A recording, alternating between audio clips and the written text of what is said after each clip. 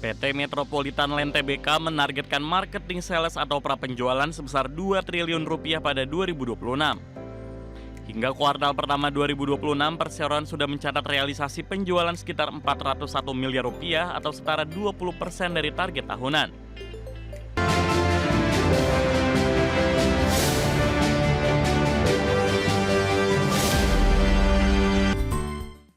Emiten properti PT Metropolitan Land Tbk atau MTLA tetap optimistis mencapai target bisnis pada tahun ini. Di mana meski industri properti masih dihadapkan pada tantangan ekonomi dan tekanan global, perseroan menilai peluang pertumbuhan masih terbuka.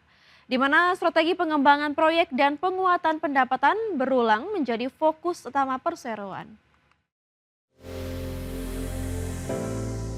PT Metropolitan Land Tbk menargetkan marketing sales atau prapenjualan sebesar 2 triliun rupiah pada 2026. Hingga kuartal pertama 2026, perseroan sudah mencatat realisasi penjualan sekitar 401 miliar rupiah atau setara 20% dari target tahunan. Manajemen menyebut segmen residensial masih menjadi motor utama pertumbuhan bisnis perseroan. Selain itu, penguatan strategi pemasaran digital juga terus dilakukan untuk menjangkau konsumen baru. Dalam menjaga kinerja, perseroan tetap melanjutkan pengembangan proyek secara selektif dan terukur terutama pada kawasan existing. MTLA juga mengandalkan pendapatan berulang dari hotel pusat pemberlanjaan dan area komersial untuk menjaga stabilitas pendapatan. Di sektor hospitality, Medland menargetkan tingkat okupansi hotel dapat menembus 85% pada periode tertentu di 2026. Perseroan bahkan menyiapkan 2 hotel baru untuk memperkuat portofolio bisnis perhotelan. Meski optimis, manajemen MTLA tetap mewaspadai berbagai tantangan eksternal mulai dari pelemahan daya beli masyarakat hingga ketidakpastian ekonomi global. Kenaikan harga tanah, biaya konstruksi, dan fluktuasi nilai tukar juga menjadi faktor yang terus dipantau. Namun perseroan menilai stabilitas inflasi dan pertumbuhan ekonomi nasional masih menjadi fondasi positif bagi industri properti. Dengan strategi efisiensi dan pengembangan produk sesuai kebutuhan pasar, MTLA optimis dapat menjaga pertumbuhan kinerja secara berkelanjutan. Berbagai sumber IDX Channel. Pemirsa, Presiden Prabowo Subianto menanggapi santai pelemahan nilai tukar rupiah terhadap dolar Amerika Serikat yang menembus level Rp17.600. Menurut Prabowo, anjloknya nilai tukar rupiah tidak berdampak langsung terhadap kehidupan masyarakat di pedesaan yang lebih fokus pada pemenuhan kebutuhan pokok.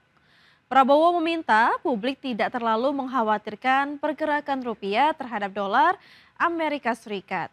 Pasalnya, Prabowo meyakini kondisi ekonomi Indonesia masih terjaga dengan baik, bahkan stabil, terutama pada sektor pangan dan energi di tengah dinamika global.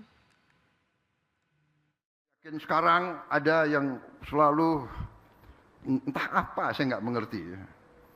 Sebentar-sebentar Indonesia akan kolaps, akan chaos, akan apa, ya kan? Rupiah begini, dolar begini, dolar. Orang rakyat di desa nggak pakai dolar kok, ya kan? Pangan aman, energi aman.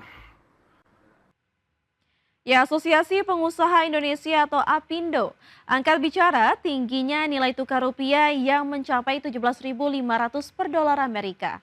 Hal ini dipandang berdampak terhadap biaya produksi, pelaku usaha dan berpotensi meningkatnya harga barang produksi hingga pemutusan hubungan kerja.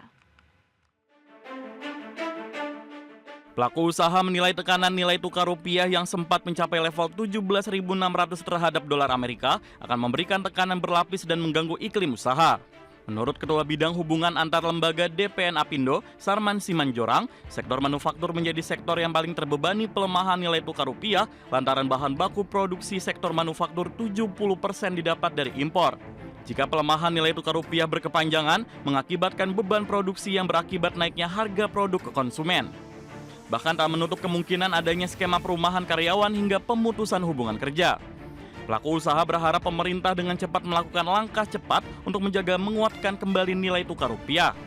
Kepanjangan, maka tidak tertutup kemungkinan ya dunia usaha itu akan menyesuaikan dengan harga-harga di konsumen. Nah kalau itu yang terjadi, nah tentu yang pertama yang kita khawatirkan itu juga akan mengganggu daya beli masyarakat kita, ya kan? Yang kedua tentu juga ini akan mendorong inflasi dalam hal ini. Nah sehingga ini sesuatu yang sangat-sangat kita khawatirkan. Apindo meminta pemerintah untuk memberikan insentif bagi industri yang masih bergantung pada bahan baku impor. Hal ini untuk menjaga keberlangsungan usaha di tanah air di tengah tekanan usaha yang berlapis. Jakarta, Ade Firmansyah, IDX Channel. Pemirsa, Miten Produk Perawatan dan Kecantikan PT Victoria Care Indonesia Tbk atau VICI mulai mengkaji ulang target kinerja pada tahun 2026. Langkah ini diambil setelah laba bersih perseroan mengalami tekanan pada kuartal pertama tahun ini, di mana perlambatan daya beli dan ketatnya persaingan industri menjadi tantangan utama perseroan.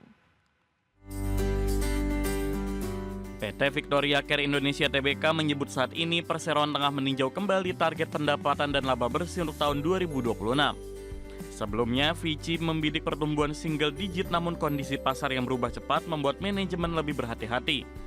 Perlambatan daya beli masyarakat dan ketidakpastian ekonomi global dinilai memberikan tekanan terhadap penjualan produk kecantikan dan perawatan tubuh. Perseroan menyebut pendekatan pruden menjadi langkah penting untuk menjaga stabilitas bisnis. Berdasarkan laporan keuangan kuartal pertama 2026, VICI membukukan laba bersih sebesar 26,3 miliar rupiah.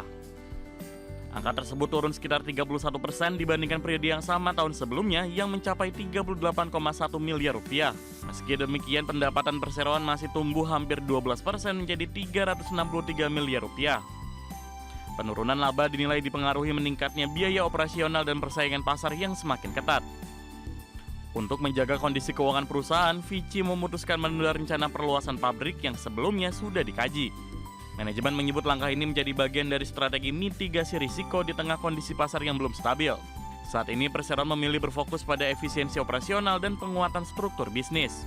Selain itu, VICI juga akan terus memantau perkembangan pasar sebelum melanjutkan rencana ekspansi besar.